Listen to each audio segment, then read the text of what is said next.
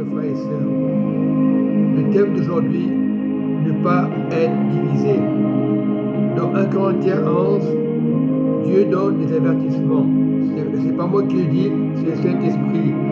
En donnant avertissement, ce que je ne loue point, c'est que vous vous assemblez, non pour devenir meilleur, mais pour devenir pire. L'apôtre Paul a testé ces choses-là. C'était un homme rempli du Saint-Esprit.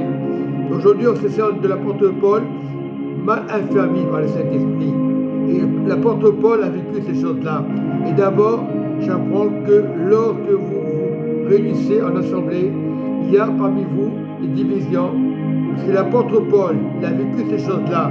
Il a été rempli du Saint-Esprit. Et je le crois en partie. Car il faut qu'il y ait aussi des sectes parmi vous. Donc, Paul nous avertit, il faut qu'il y ait des sectes. Ça ne veut pas dire qu'on sera des sectes parmi nous. C'est-à-dire qu'on doit être en Christ, rempli du Saint-Esprit.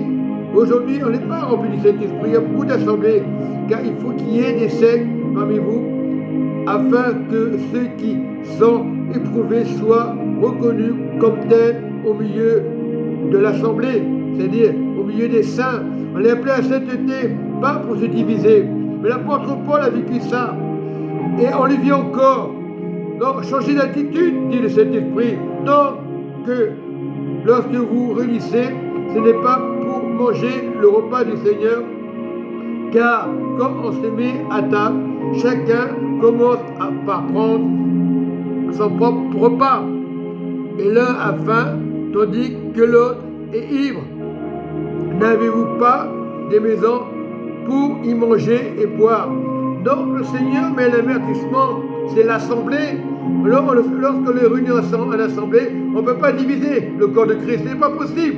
Et aujourd'hui on divise. C'est ça le problème qui se passe. Après on va dire, lui il n'a pas le droit de prêcher. Moi j'enseigne le commandement de Dieu. Je ne suis pas là pour diviser. Et beaucoup de gens vrais, on les divise. Au lieu de les encourager, on va les diviser.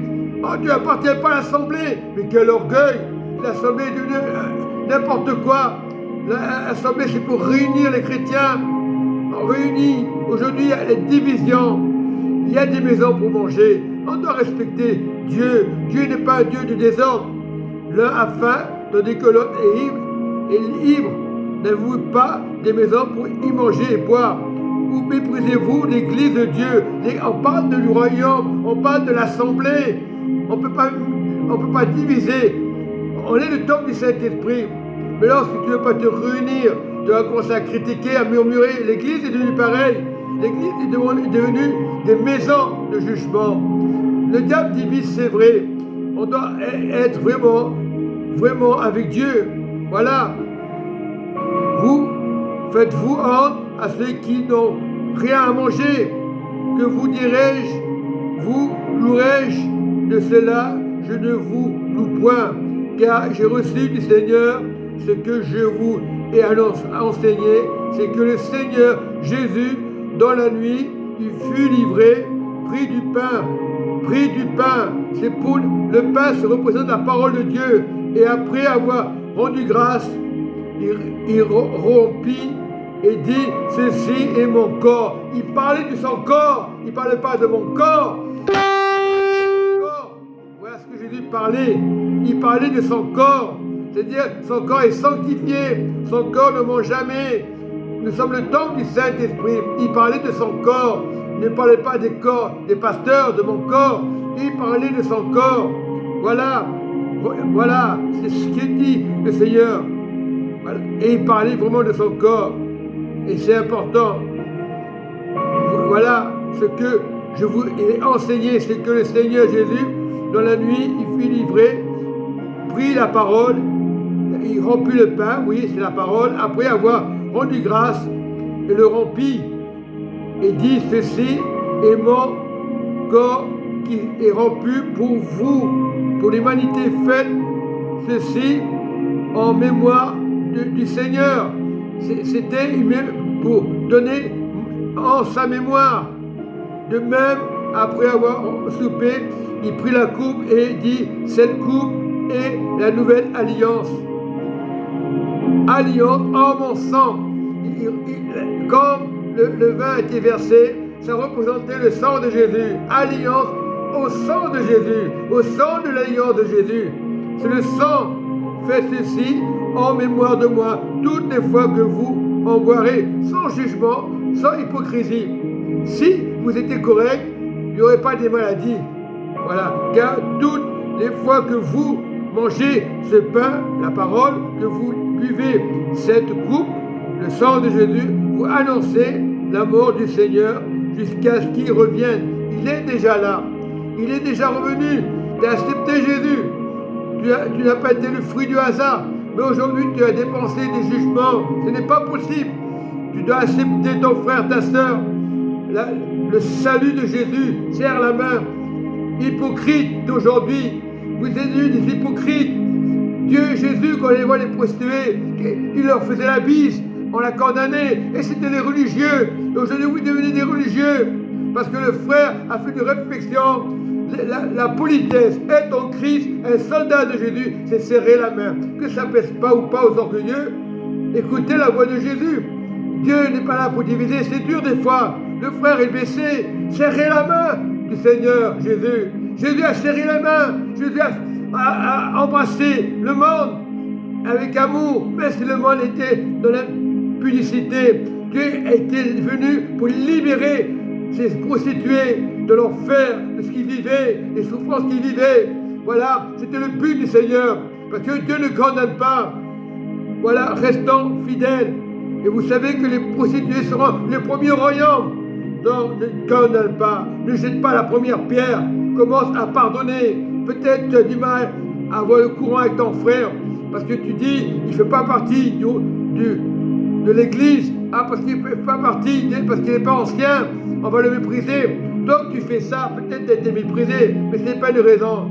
Moi, quand je suis dans l'église de Dieu, je ne méprise aucun des pasteurs. Si je parle pas mal du frère et de la sœur. Je fais partie du royaume de Dieu. Et premièrement, c'est la justice.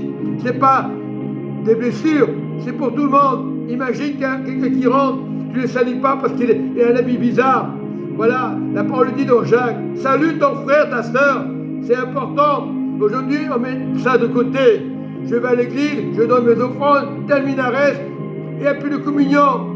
À chacun de son côté, prions le nom de Dieu. Voilà, mangeons la parole de Dieu. C'est pourquoi celui qui mangera le pain et boira la coupe du Seigneur indignement sera coupable envers le corps du sang du Seigneur.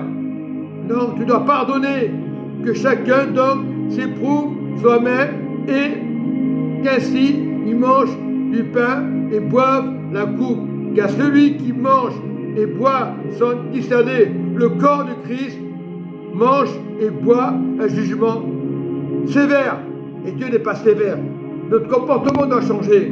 En ce temps de la fin, change ton comportement. Ah, moi je suis pasteur, ah je fais ce que je veux, ah j'écoute lui, j'écoute pas à lui c'est un menteur, parce qu'il était en colère, peut-être qu'il était fâché. Non, il faut pardonner.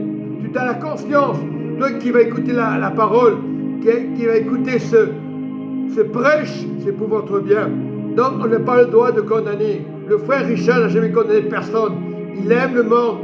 C'est vrai que le monde veut avoir leur propre autorité. Et c'est l'autorité du diable. Dieu n'est pas comme ça. Dieu n'est pas là pour séparer. Donc soyez bénis. Je prie pour que le Saint-Esprit vienne en vous. Voilà, les Corinthiens ont eu des moments difficiles, c'est vrai. L'Église vit un moment difficile, c'est vrai. En ce temps de la fin, nous vivons la guerre, nous vivons la politique, les guerres de religion. Non, Dieu n'est pas une guerre de religion.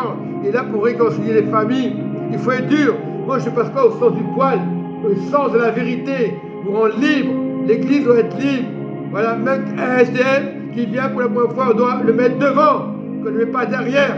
Parce que c'est moi le grand pasteur, le bishop.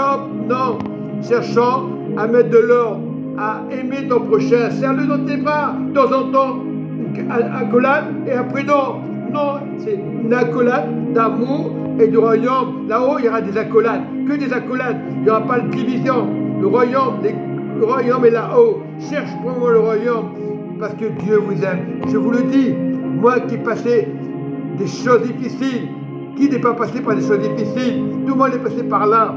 Donc, sachant que ce qu'on vit, l'histoire de chaque croyant est différent. Donc, on passe tous des moments difficiles, païens ou pas païens. Soyez bénis, mes frères et sœurs. Que Dieu vous donne la paix éternelle.